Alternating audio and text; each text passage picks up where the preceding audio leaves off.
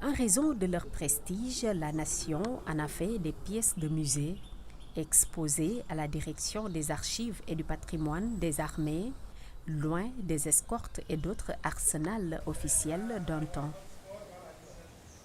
La limousine que nous avons devant nous est la troisième du genre.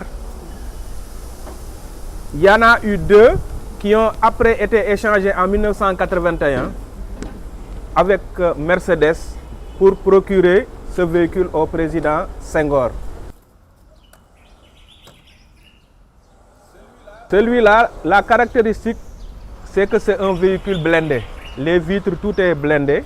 Celui-là, qui a été utilisé par le président Abdoulaye Wade jusqu'à sa dernière campagne de 2012, mais réalisé avec le président Abdou Diouf. Le véhicule qu'on avait réservé au président Senghor.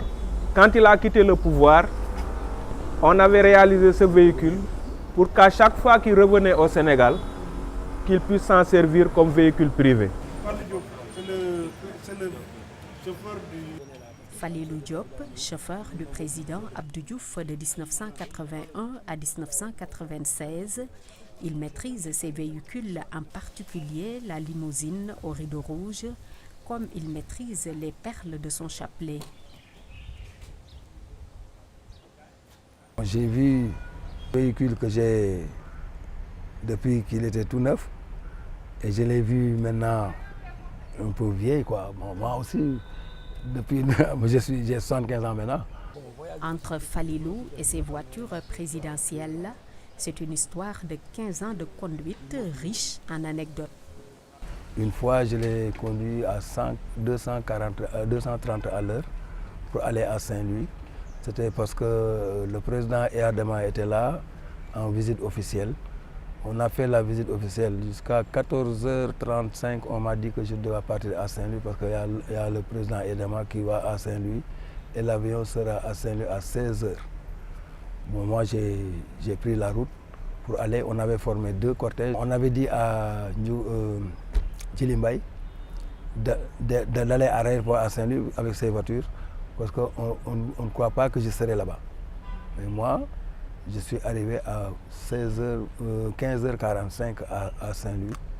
À l'aéroport, j'étais là-bas à 15h45, Inch'Allah. Et le pire des souvenirs? Un jour, c'était le frein à main qui était collé. Bon, il y avait une chauffage il y avait de la fumée, on disait que la voiture est brûlée, bon, c'est calciné, le chauffeur est calciné là-dedans, mais c'était pas ça.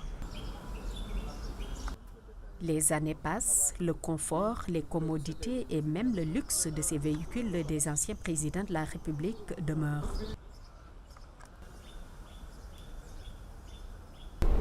C'est ce véhicule que nous appelons nous le rideau, donc les rideaux rouges, à cause vraiment de la couleur choisie, assez chatoyante et puis qui plaît pratiquement à tous les visiteurs. À chaque fois, les autres qui viennent, les chefs d'État qui viennent visiter ici au Sénégal, ils demandent des voitures blindées. Il y a des chefs d'État, ils vont amener leurs voitures là, blindées. Diouf a saisi que c'est comme ça, bon, il a cherché une voiture blindée. En comparaison à son prédécesseur, il ne pouvait pas tenir dans la cabine. Et ils ont pensé réaliser un véhicule qui lui permettait d'être beaucoup plus en confort. C'est pourquoi donc, ce véhicule a été réalisé pour le président de la République, M. Abdou Diouf. Suite de l'entretien de ce patrimoine.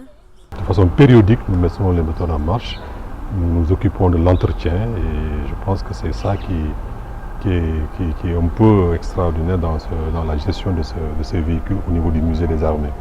On attend une période où la circulation est assez dégagée, généralement même peut-être de nuit, ou en tout cas un jour où il n'y a pas beaucoup de circulation, un jour férié, où on prend le véhicule, on le fait faire un tour pour permettre aussi à tout ce qui est organes, pneumatiques, etc., de pouvoir rouler.